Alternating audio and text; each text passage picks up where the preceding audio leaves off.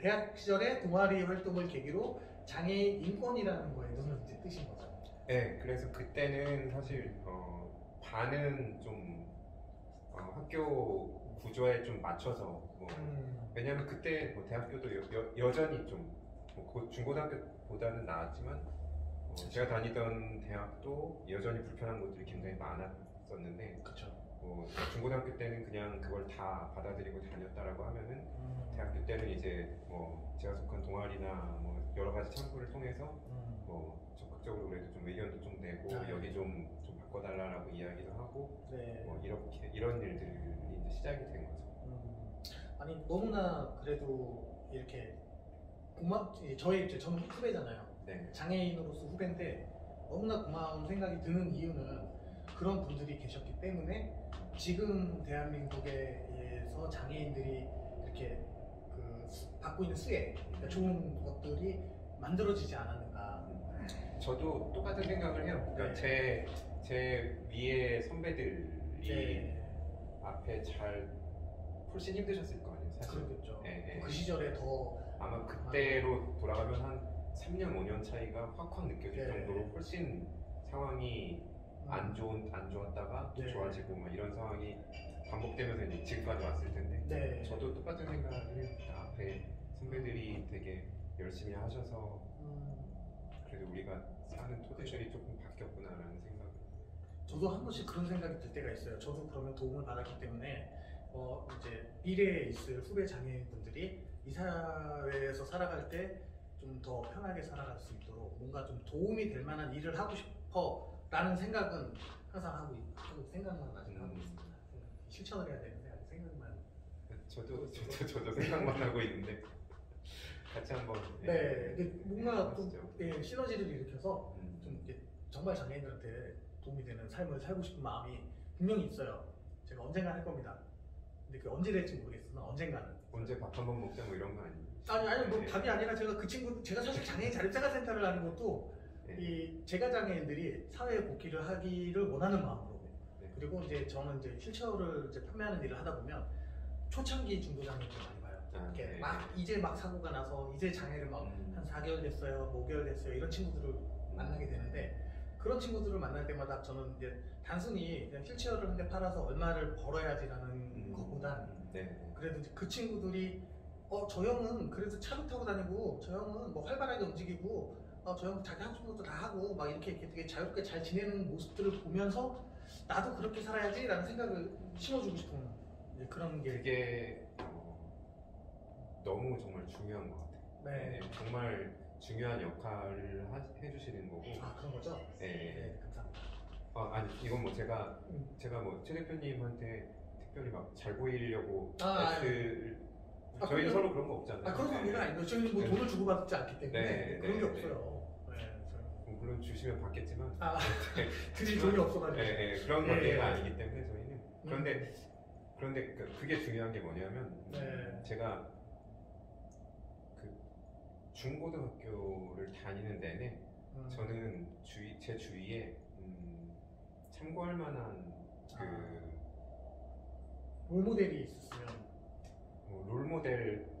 롤모델까지 안 가더라도 그냥 제가 볼 수 있는 장애인 친구, 선배, 후배 한 명도 없었거든요.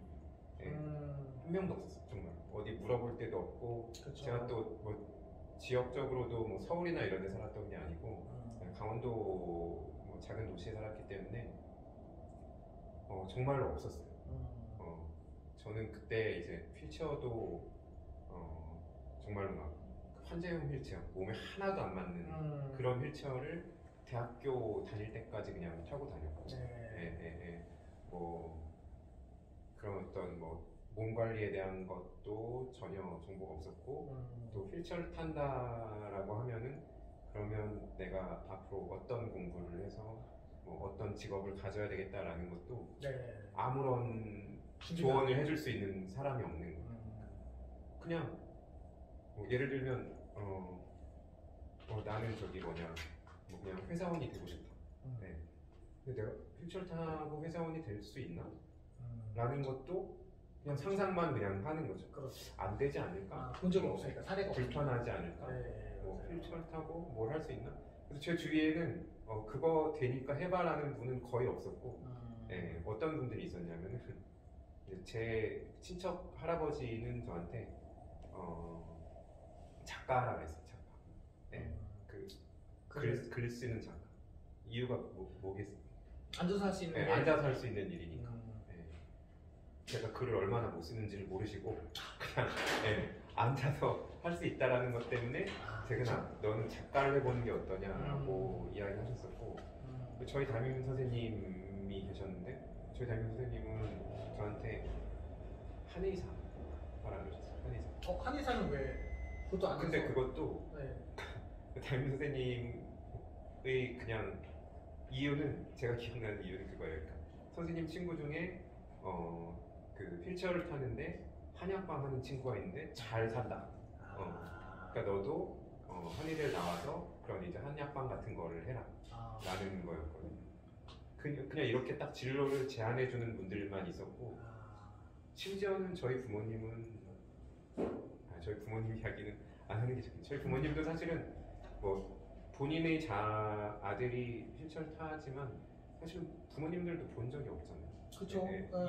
고시대의 경험치고. 고시대의 중고등학생이 커서 어떤 직업을 휠체어를 타고 가질 수 있는지 이런 것들에 대해서 모르시니까 그냥 본인들이 아는 범위 내에서만 이거를 하면 너무 고생스럽고 어려울 테니까 좀 편한 걸 하는 게 좋지 않겠냐 뭐 이런 이야기들만 해주실 수밖에 없는 거죠. 맞아요.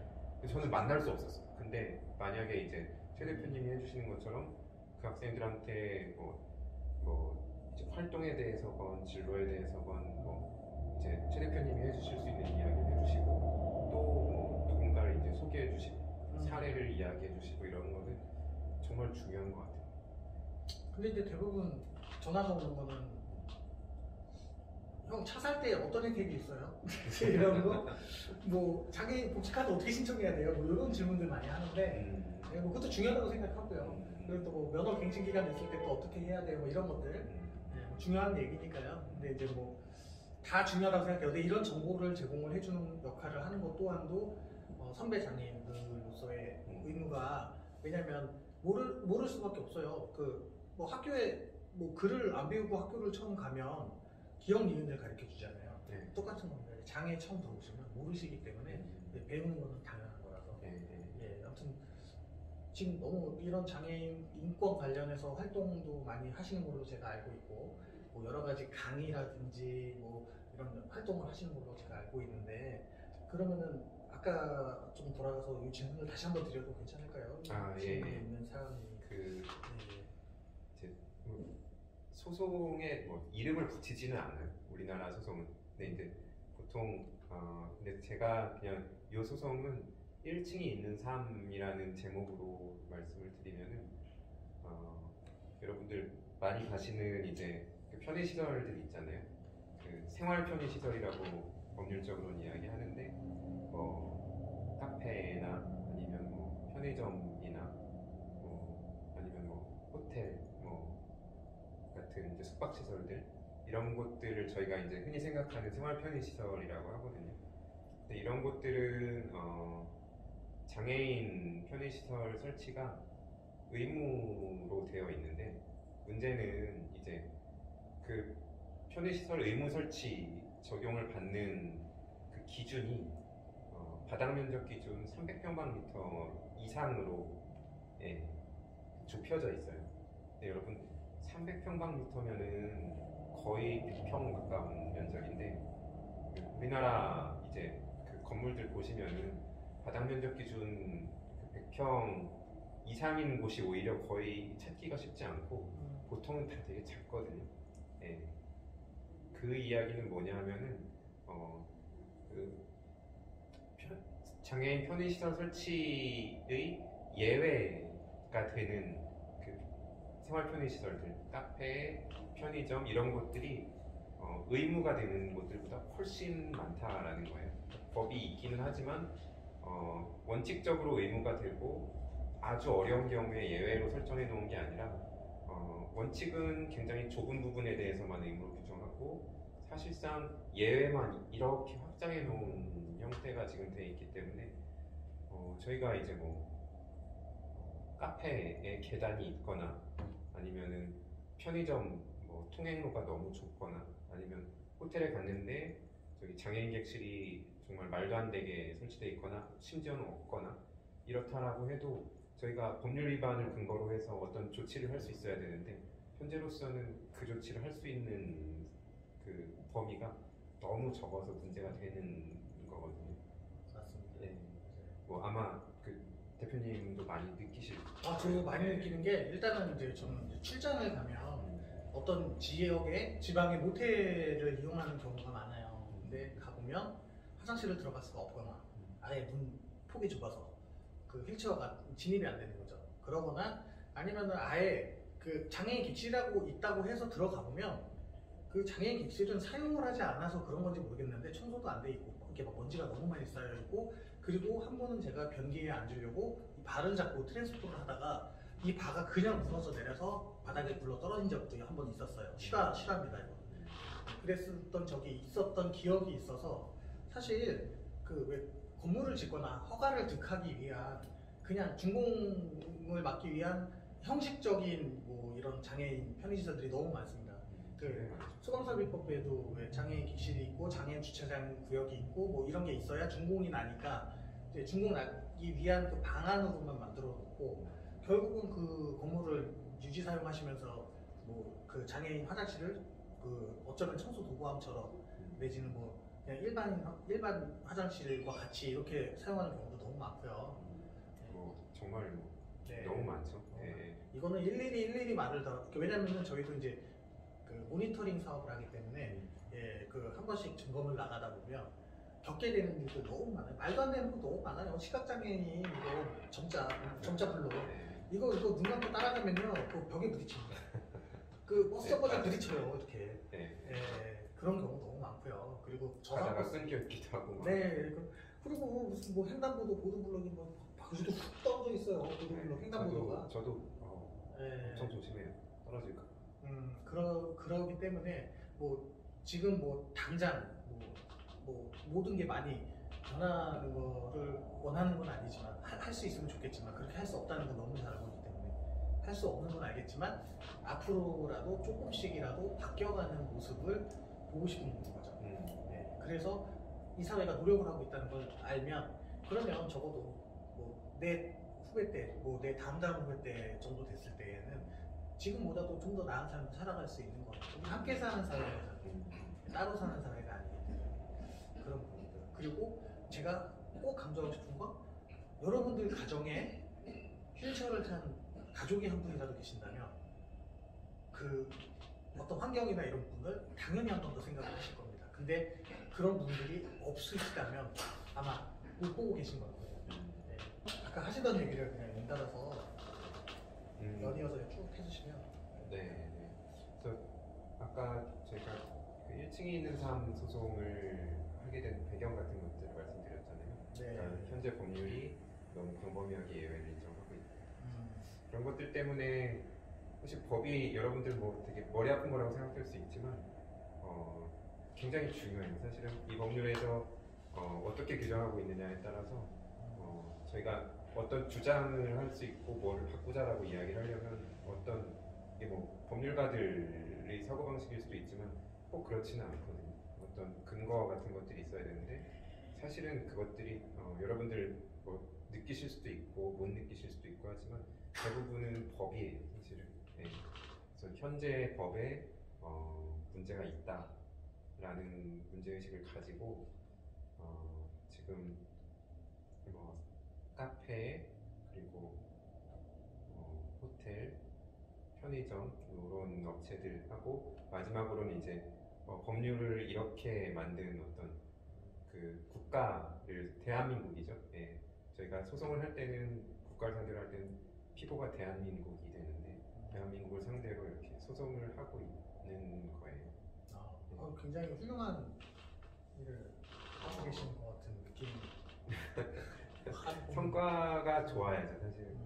뭐 소송도 잘 됐으면 좋겠고, 그러니까 사실은 뭐 제 문제이기도 하고 또뭐 대표님도 사실 네. 이 문제와 굉장히 밀접하신 분이고, 그럼 사실 저희가 이렇게 다 편하게 뭐 카페를 갈 수 있고 편의점 갈 수 있고 호텔 갈 수 있고 이러면은 뭐 유모차 타고 다니시는 분들, 또 나중에 나이 들어서 조금 거동이 불편하신 분들 전체적으로 좀 다 편하게 다니실 수 있을 거거든요. 그래서 저희가 지금 소송 외에 이제 소송하고 또 붙여서 뭐 입법 운동 같은 것들도 하고, 뭐 나름대로는 부지런히 이제 그 언론 홍보 활동 같은 것들도 조금 하고 있는데, 좋은 결과가 있으면 정말 좋겠죠. 응원하겠습니다. 네, 항상. 감사합니다. 지금 이 순간에도 어디선가는 지속적으로 장애인 인구수가 증가를 하고 있어요. 아닐 거라고 생각을 했습니다. 근데 항상 새로운 신규 환자들이 병원에 있습니다. 여러분들도 뭐 장애인분들이 뭐 이 채널을 많이 보실지 모르겠지만, 혹시라도 비장애인분들이 이 채널을 보게 된다면 여러분들도 혹시라도 미래의 장애인이 되실 수 있기 때문에, 이건 어느 누구에게나 올 수 있는 문제이기 때문에 관심 있게 귀 기울여서 이 이야기들을 좀 들어주시면 더 좋을 것 같다는 생각이 좀 들고요. 이제 오늘 정말로 긴 시간 동안 이렇게 이야기를 해주시느라고 너무 많이 고생을 하셨는데, 이제 마지막으로 우리 뭐 몇 분이 되실지 모르겠지만 이 영상을 시청해 주시고 계신 뭐 비장애인 포함할게요. 장애인, 네. 비장애인을 다 포함해서 하시고 싶은 말씀이 있으시면.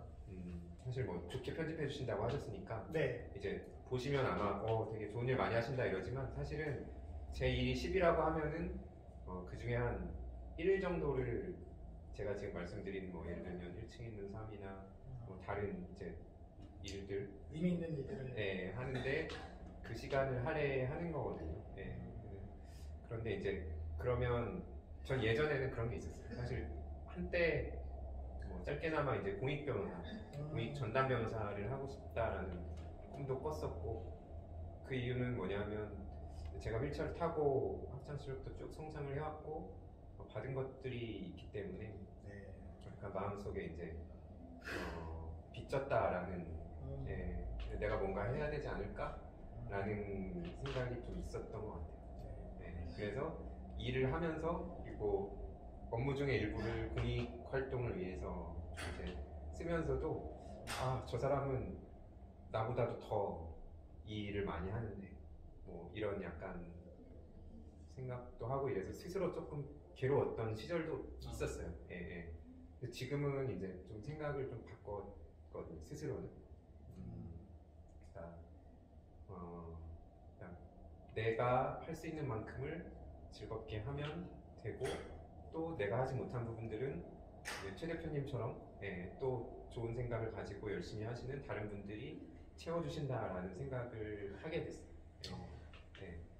그러니까 이 말씀을 드리는 이유는 그거예요. 그러니까 뭐 모르긴 몰라도 이제 저랑 비슷한 그 관점에서 약간 부채의식을 가지고 진로를 정하시거나 일을 하시거나 이럴 때 조금 진로 선택, 또 일하시거나 이럴 때 어려움 겪으시는 분들이 좀 있으실 것 같은데, 그러시지 않으셨으면 좋겠다라는 거거든요. 그러니까 제가 제가 병원에 수술 받았잖아요, 척수염 때문에. 네네. 그때 수술 받았었는데, 그때 이제 저질 마취를 하고 수술을 하는 거라서 방구가 나와야지. 그렇죠. 음식물을 조금씩 이제 그럼요. 먹기 시작하고. 물도 못 먹게 하잖아요. 근데 제가 그 수술을 했을 때 그때 한 3일 가까이 그 방구가 안 나왔어요. 너무 힘드신데. 그래서 허리를 수술했으니까 이제 움직이지도 못하고, 이렇게 움직이질 못하잖아요. 그러니까 이제 가만히 누워 있으니까 양치도 제대로 못하는 거예요. 그렇죠. 근데 3일 동안 음식물도 못 먹고 이러니까 보리물로만 조금씩 이제, 그리고 보리물도 많이 못 마셔요. 탈날까 조금씩 죽이는데, 그러니까 보리물들이 이렇게 들어간 상태로 3일 동안 양치 못 하고 있으니까 나중에는 이 누워 있는 게 괴로운 게 아니고 아, 입에서 이 쓴내가 올라오는 게 너무 괴로운 거예요. 네. 그러다가 이제 방구가 이제 뽕 나와서 다행이네. 네, 그때 이제 그 어머니가 옆에 있던 이제 바나나를 많이도 아니고 한 요 손가락 한 마디 정도도 안 되게 잘라갖고 이렇게 입에 이렇게 물려주셨거든요. 그게 이제 입안에 들어가서 이제 사르르 녹던 그 느낌을 네, 그 제가 아직도 이제 잊을 수가 없어요. 그 기억이. 네, 그러니까 제가 먹어봤던 과일 중에서 제일 맛있게 먹었던 과일이라고 제가 아직도 이제 네, 이야기를 하는데 뭐 저기 너 무슨 과일 뭐 맛있게 먹었는지 내가 왜 알아야 되냐 뭐 이러실 수도 있지만 아니 의미가 중요해요. 네, 집에 가시면 길에 이제 바나나 한 송이지. 제가 이 말씀을 드리는 이유는 저기 뭐냐 되게 작은 바나나 한 조각이라도 엄청 입이 쓴 상황에 있으면은 그게 되게 달거든요. 네, 그러니까 내가 굳이 뭔가 이렇게 큰 활동을 해야 된다, 뭔가 세상에 대해서 큰 기여를 해야 된다 이런 이제 부담감을 가지시는 것보다는 작은 것들을 하나 하는 게 누군가한테는 그게 아까 그 바나나 한 조각처럼 되게 달 수 있어요. 그러니까 사실 그 바나나 한 조각을 떼서 주는 노력을 지금 하는 게 사실은 더 필요하지 않나라는 생각이 들어서 너무 훌륭하신 말씀. 네, 그래서 네 그런 생각을 저희가 한번 같이 해보면 좋지 않을까. 네. 제가 오늘 너무 네. 아니, 그런 의미가 네. 뭔지 알 것 같아요. 작은 거에 대한 소중함을 알아야 될 것 같고, 우리는 또 이제 뭐 비장애인들과는 어쩌면은 조금 더 이제 열악한 상황에서 살아가고 있는 삶이기 때문에 그런 거에 대한 고마움도 알 수 있을 것 같고, 여러 가지 의미에서 좋은 말씀. 오늘 굉장히 바쁘신 분이거든요. 이렇게 일이 너무 많으셔서 이렇게 힘드신 분인데 오늘 그래도 또 이렇게 동생이 간만에 부탁을 한번 했더니 거절하지 않으시고 한 번에 그냥 수락해서 와주신 이재근 변호사님에게 감사하다는 말씀을 전해드리고 싶고, 지금 이런 방송이 여러분들에게 어떤 느낌으로 어떤 의미로 전달이 될지는 잘은 모르겠습니다만은 그래도 이거를 보시는 분들 중에 단 한 분이라도 어떤 깨우침을 가져가실 수 있거나 그로 인해서 뭔가를 배우실 수 있는 부분이 있다라면 이런 거를 준비하고 촬영하고 이렇게 방송하는 거에 대한 의미는 충분히 있다는 저는 생각이 돼서 이제 이게 지금 처음 시간이었는데 앞으로도 또 다른 직업을 가지신 분들이나 여러분들과 함께 더 이야기를 나누는 시간을 점차 가져가 보도록 하겠습니다.